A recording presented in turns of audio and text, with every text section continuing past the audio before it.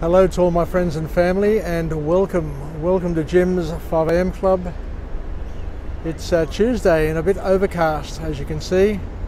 The rain hasn't come, but the forecast is for rain all week. So I'll try and make the most of this weather while I can, and just go for a bit of a walk and talk.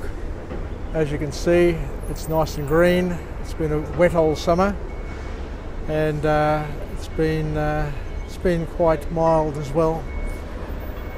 So what I'm going to do today is take you through a book summary entitled Spin Selling by Neil Packham. Neil Packham wrote a book on spin selling, which we'll step through and go on a bit of a walk and talk and see where it leads us. Anyway, I'm down here at the rocks. I might go for a walk along the foreshore there up to the International Passenger Terminal, see how I go, depending on the weather. And I can see down here that they've got a little blow up, or should I say a big blow up. Oh, I almost fell down the stairs. To commemorate the upcoming St. Patrick's Day. I'm not sure if the Irish are going to have a march this year, but sadly the Greek Orthodox, or the Greek community, have decided to cancel their march, which is very sad indeed, given that this year represents the 200th anniversary of Greek independence. So what can you do at the end of the day? COVID-19 and all the issues that surround this have caused a bit of grief all around the world. So I guess we need to share a bit of it here in Australia as well. Anyway, there you go. There's the big St. Patrick's Day hat, which is in its bright green. It's beautiful, actually.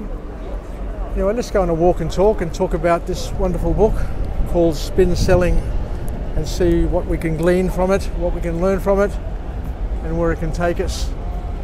So the author kicks off with a lovely little quote that my job is not to close a sale, but to open a relationship. What a concept that is. It's all not about selling, it's about building and creating relationships. So the author then goes on to talk about the 10,000 hour rule, where it's suggested that if you spend 10,000 hours doing something, then you can become very, very good at it. And that's basically equates to working full-time for 5 years in a role, can basically generate you or create you into an expert. But it's more than just the number of hours that you do something. A number of other authors have also talked about the importance of the need for improvement and development and growth within the things that you do.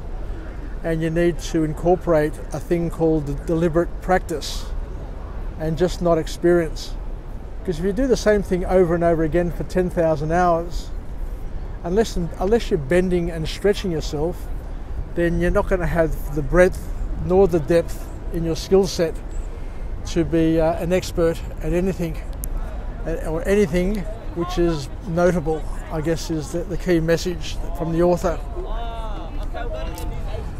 So in order to grow and develop and to become something of note, you need to ask the right questions, which will lead you and provide you with empowering actions and empowering outcomes.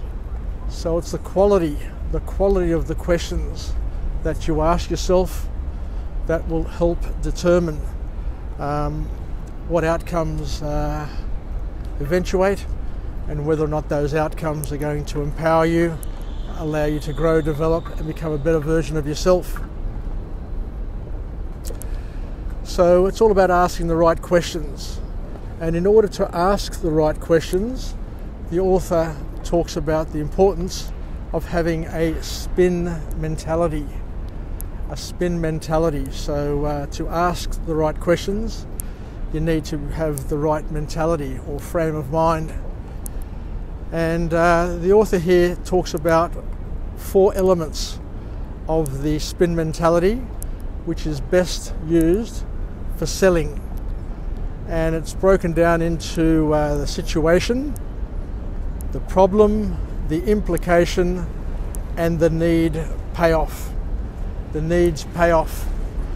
So what does all this mean? So in terms of the situation, what the author is suggesting here is that we need to understand the client's needs.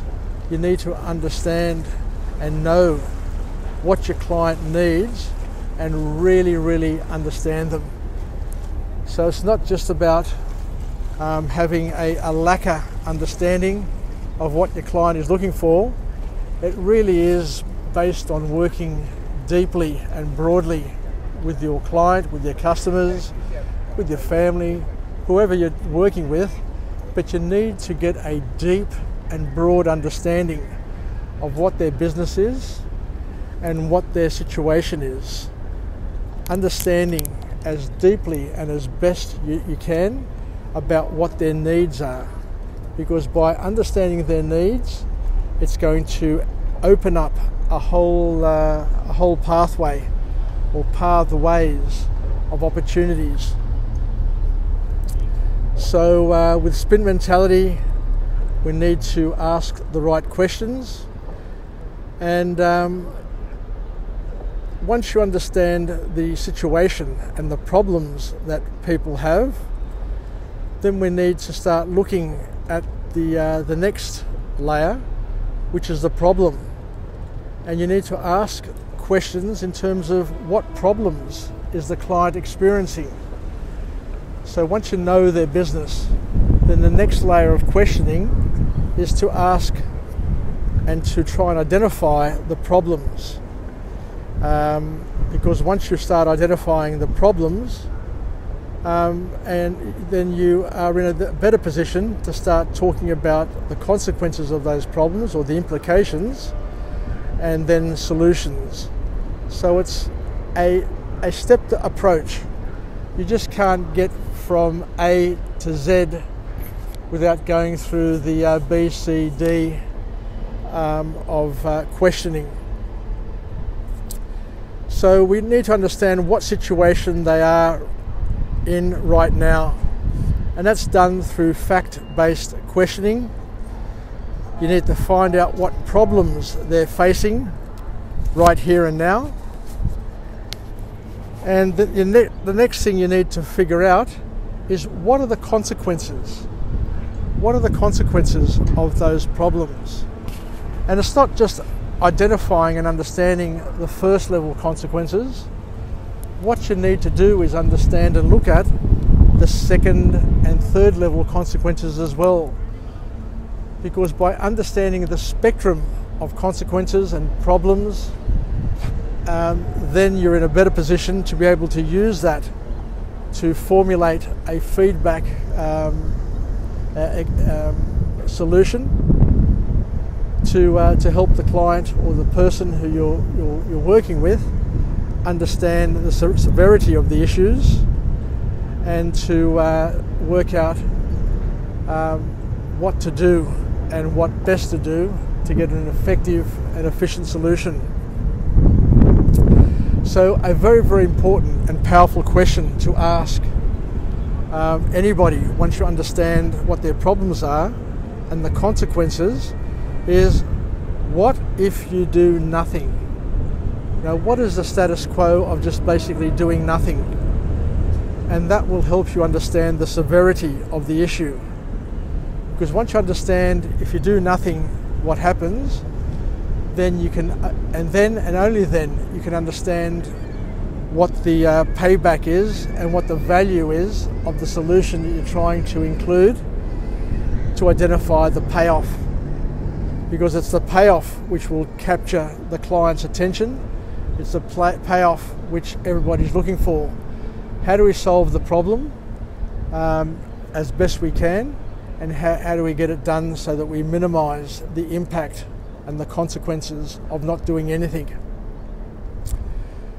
So the next thing that the author talks about is a wonderful topic, and I remember listening and finding out about this many years ago when I was working at IBM, when they used to talk about features and benefits. Because a lot of people would always talk about the features of their products. My product has a battery life of X, or my product has clear sound, or my product has fast processing capacity, or my product is low maintenance. All of these things are just basically called features, and they're the things that make up your product. But the best salespeople, the best solution offerers, are the ones who are able to link the features with the benefits. Because benefits are not the same as features, and knowing the difference can make the process of persuasion much easier. Because at the end of the day, people invest in a why or a purpose. They want to understand the benefits that they're going to get, the WIFM, the what's in it for me, and understanding how to present those benefits aligned to the features of your product will give you a leg up and an opportunity to gain favour in your client's eyes. Because a feature is a fact, and you can show it, you can express it, you can demonstrate it. But the advantage, so the feature is a fact. The advantage of that feature is a little bit more than the feature, but less than the benefit. So you can talk of features, the advantages of those features, and the benefits that those features and advantages bring to the client. Because benefit is matching the features to the client's needs. So once you understand what your features are, once you understand what the client's problems are, once you understand what the consequences of those problems are, then you can link those problems, those needs, to the benefits that your products are able to deliver. And what that does is that it captures the client's attention, and it basically helps you close a sale. Because all the client wants to know is, what does your product do? Does it solve my problem? Does it solve my problem right now? And how much does it cost? So the last key point to come out of this book is where the author talks about spin selling, and he says that it requires practice, and it requires lots of practice to be able to hone the skills. But once you hone those skills, then you become a spin marketeer, a spin seller, and you're able to gain the many benefits of the practice. And what he suggests is that you try it one stage at a time and familiarise yourself with each of the elements of the spin selling cycle, and to understand that you're not going to feel comfortable on the first try. You need to try it over and over again, and it's better to start with smaller clients rather than bigger clients, and to embrace the errors along the way that you may be making, and to understand that the quantity of your attempts are far more important than the quality of your attempts when you're learning something new, when you're learning a new practice. So practice deliberately and embrace the spin selling techniques to enable you to become an effortless and a persuasive seller of your products, your services, your personality, and all the things that you want to use or that you want to persuade people toward. Anyway, I think that's about it for today. So thank you very much for joining me on Jim's 5am Club, where we went through another wonderful book summary entitled Spin Selling by Neil Packham. And hopefully we learned a few new things, a few new hacks that we can incorporate into our daily life to help us grow, develop and become better versions of ourselves, where we can hopefully live, learn and pass it on to others, and to be the wind beneath their wings and be part of a movement where we help each other grow and develop. So let's finish off with a positive affirmation. I'm alive, I am well, and I feel absolutely great. To my friends and family, stay connected, stay relevant, stay reasonable. And let's learn a few of these beautiful tricks, a few of these techniques, which are quite logical at the end of the day, but things that, whilst they are logical, there are things there that people don't quite know, and they tend to skip a step and lose their client, lose the opportunity by not being structured, not being detailed, and not being diligent in their attempts and their process. So thank you once again. Sasagapao, Filake from Jim's 5am Club, and we'll chat again shortly. I'll come to you again at lunchtime with one more book summary to round out the day, and we'll see how we go. Yasas, take care, and bye for now.